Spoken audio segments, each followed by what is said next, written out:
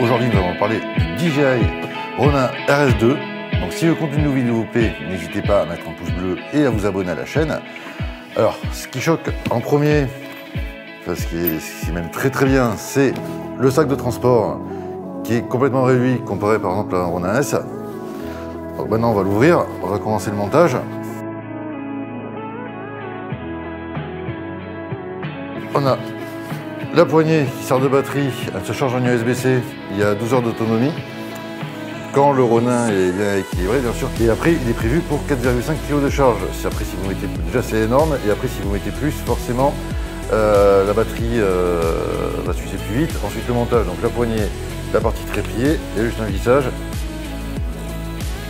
Hop. Voilà, là, on peut poser en mode trépied. Maintenant, on a le Ronin en lui-même.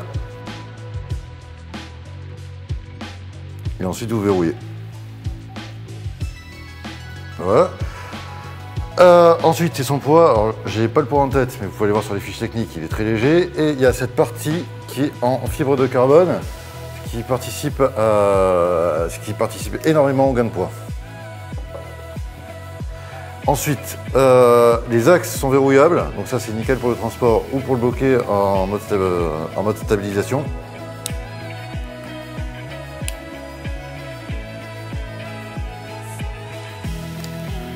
Le petit loquet pour déverrouiller les axes. Donc là, il est complètement déverrouillé. Ensuite, pour l'équilibrage de la fixation de la caméra, on a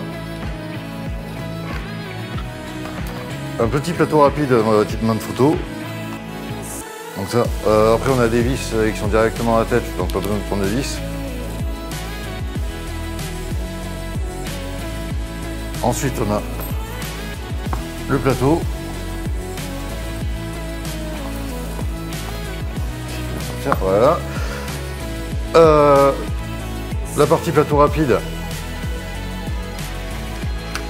Là, on va venir directement la clipser.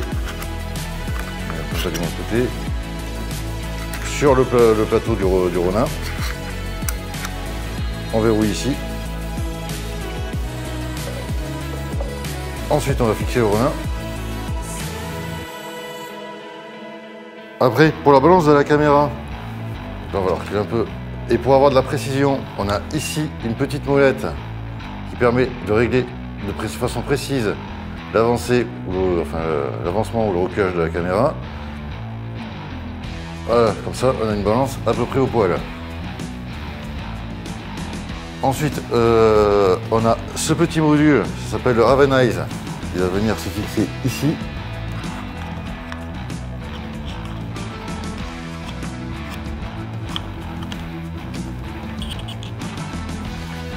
Lui, il va permettre de récupérer le flux HDMI de la caméra, parce que, grande nouveauté, il y a un écran tactile, et de récupérer le flux vidéo directement sur l'écran.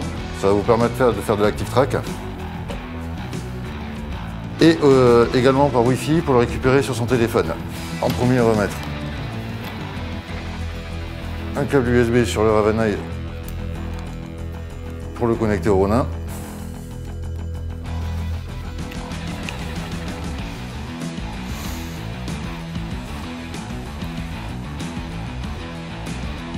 Il me faut un autre câble USB-C.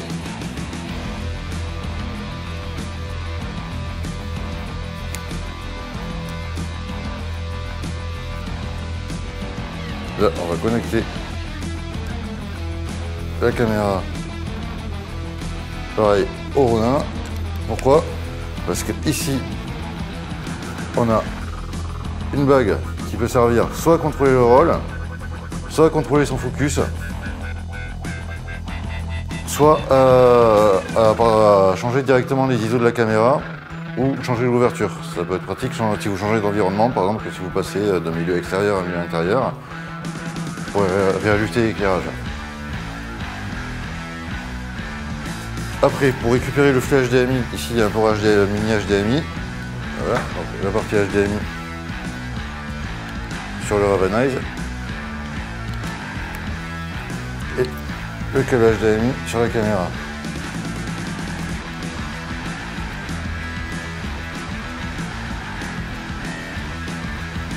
Hop.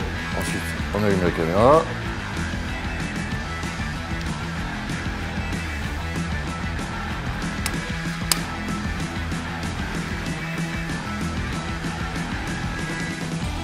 On allume le Ronin.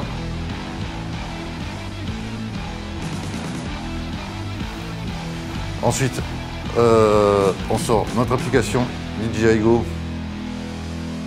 Excusez-moi, DJI Ronin. Il faut que le Ronin soit connecté par Bluetooth au téléphone. Là, c'est bon, il est détecté. On va dans paramètres moteur et on fait l'autotune pour que les moteurs soient correctement balancés par rapport à la charge qui est sur la caméra. Il me dit que la NES n'est pas connectée, il va savoir pourquoi.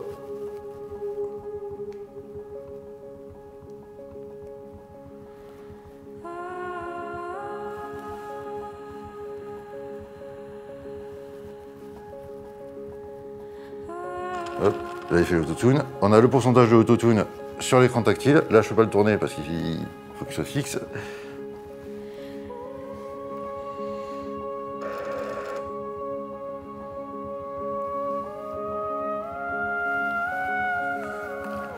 Ensuite, sur le donc là, on a un truc qui est hyper léger et relativement stabilisé. J'ai oublié d'allumer le Ravenize, excusez-moi.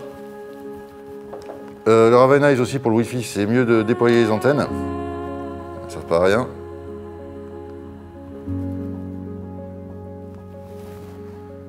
Hop. Et le Ravenize est connecté.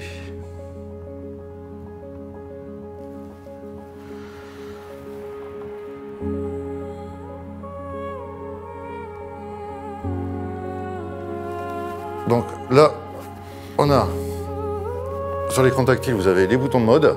Donc le mode, là, c'est le mode SP, c'est le mode 1 qui suit vos rotations. Le mode 2, on va pas trop s'en servir. Et après, on a le mode 3, c'est le mode FPV, où là, il suit directement dans l'axe. Après, on a le bouton du trigger. Vous appuyez 2 fois. La caméra se remet dans la position initiale. Si vous voulez le loquer sur une cible, vous maintenez le bouton trigger enfoncé, enfin la touche trigger enfoncée. On a un raccourci pour le rec. Ensuite, sur l'écran, on peut régler la vitesse des joysticks. Par exemple, en rapide, si on filme quelque chose d'assez sportif.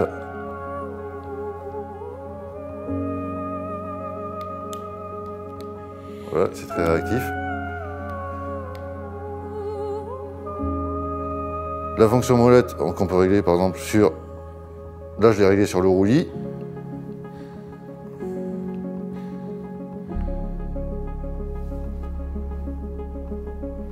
Et pareil, on peut choisir la vitesse de la molette pour quelque chose de très lent ou de très réactif. On va la mettre au plus réactif.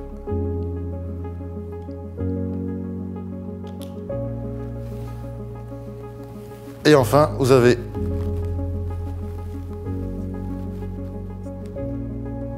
tac.